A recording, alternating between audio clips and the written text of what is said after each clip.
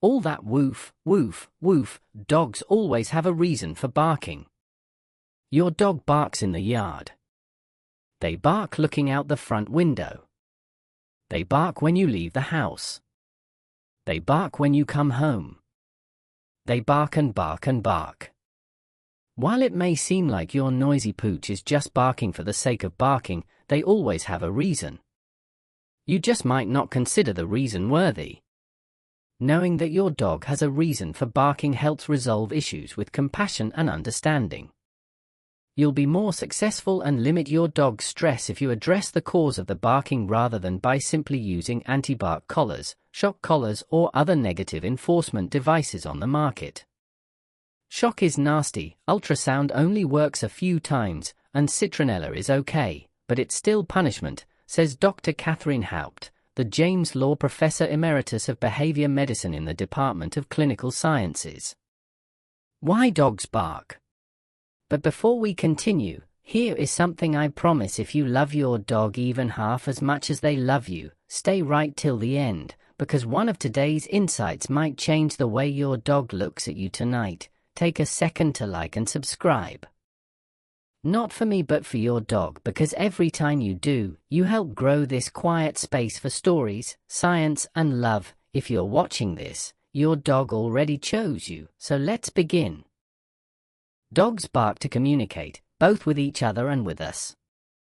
You can probably recognize your dog's voice and interpret how they're feeling based on the sound of their bark. Number 1. Excitement or play. Your dog might be barking because you just came home, or as a way to greet a favorite playmate. Many dogs bark during play. Number 2. Alert or alarm. Your dog has spotted a stranger at the door or might have been surprised by someone coming around a corner.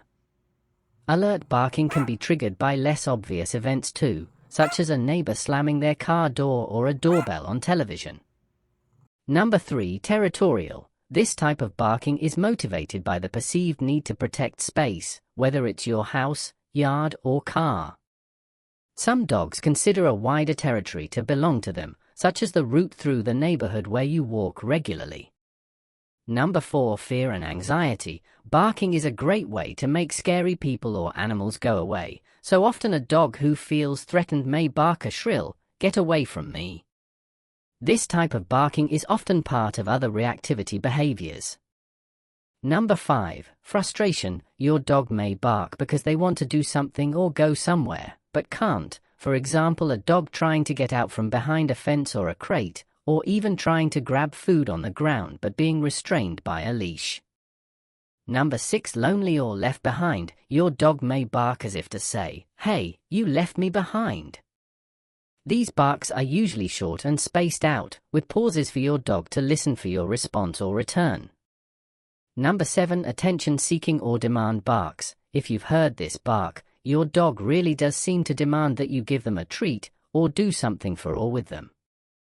Number 8. Boredom. If there's nothing else to do, why not bark? Barking due to boredom is particularly common in high-energy dogs who are not getting enough physical and mental stimulation.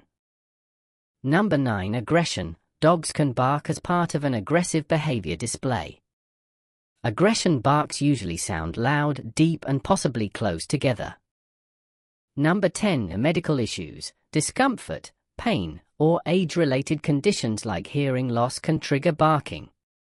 Sometimes, your dog's sudden or excessive barking isn't behavioral, it's a sign that something physical is wrong. This category covers a range of conditions, from acute pain to chronic, age-related changes. Finding the cause of excessive barking. Strategies to decrease barking depend on the motivation for the barking. You need to figure out why your dog is making such a racket. Listen to the bark. Does it sound happy, stressed, or frustrated?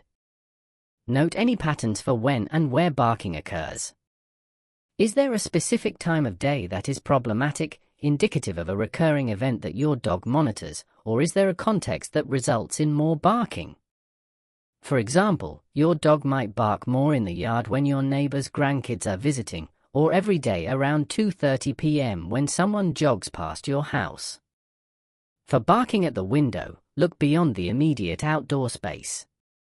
Check yards and roads that your dog can observe. Listen for unusual sounds, even ones that seem distant. Dogs have great hearing, and your pup might be alert to rodents or a neighbor's pet making noise. A quiet pup. After you know why your dog is barking, you can implement strategies to quiet them. Some solutions might include: apply translucent window clings so your dog can't look out. Block access to windows. Give your dog a long-lasting, safe chew for entertainment. Stock your house with toys your dog likes. Give your dog daily mental and physical exercise to wear them out a bit. Mental stimulation, like a little training, sit, stand down, often tires dogs out quickly. Implement micro-training sessions into bathroom breaks. Anytime you get up from your desk or the couch, have your dog practice a trick or behavior that they know. Give your dog calm praise or rewards when they are resting quietly. Play music or leave the television on to mask outdoor noises. For multiple dog households, separate the dogs during the day if their play tends to get vocal. Rotate which dog is in the yard if they egg each other on. Prevent fence running by either blocking your dog's view or by only letting them loose in the yard at times when the area is usually calm. Teach your dog to ring a bell to ask to come inside to give them an alternative to barking at the door. Review crate training to make sure your dog is comfortable in their crate. Put your dog in a safe place when company comes over, especially if they are fearful. Your dog could be barking because last time it barked, it must have worked, so teach your dog to both barking on cue and be silent on cue, which means it should bark and remain silent on your command. Let's learn how to do that. You might think reducing excessive barking is about suppressing the noise, but the most effective technique is actually about gaining control. We want to turn barking from an involuntary reaction into a behavior your dog does only when you ask for it, and, critically, stops when you ask for it. This is how you teach speak and quiet. Stage 1. Getting the noise on cue. The first step is teaching your dog to bark for you. We start by finding a natural trigger, the thing that reliably makes your dog bark. This might be a knock on the door, the sound of the doorbell, or maybe even holding up a favorite, high-value toy. When your dog starts to bark at that trigger, you immediately say your command, speak, or bark.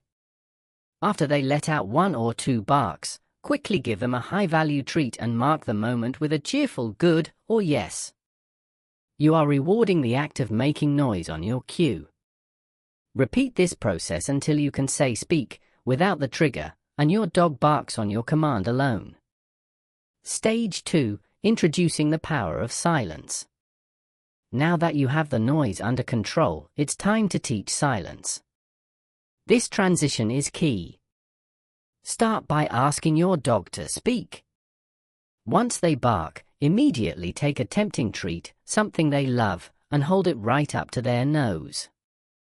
The beautiful thing about dogs is that they can't sniff and bark at the same time. This action creates a momentary pause, a brief moment of silence. As soon as that pause occurs, you introduce your new command, quiet, or shush. You must reward them instantly during that moment of silence. Give them the treat and offer calm, quiet praise. You are now rewarding not making noise on your cue. You can also work with a veterinary behaviorist to further address barking caused by fear or aggression.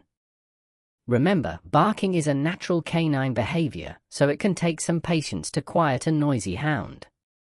But you can decrease barking if you identify the cause and work to address the external and internal, mental and emotional, factors behind it.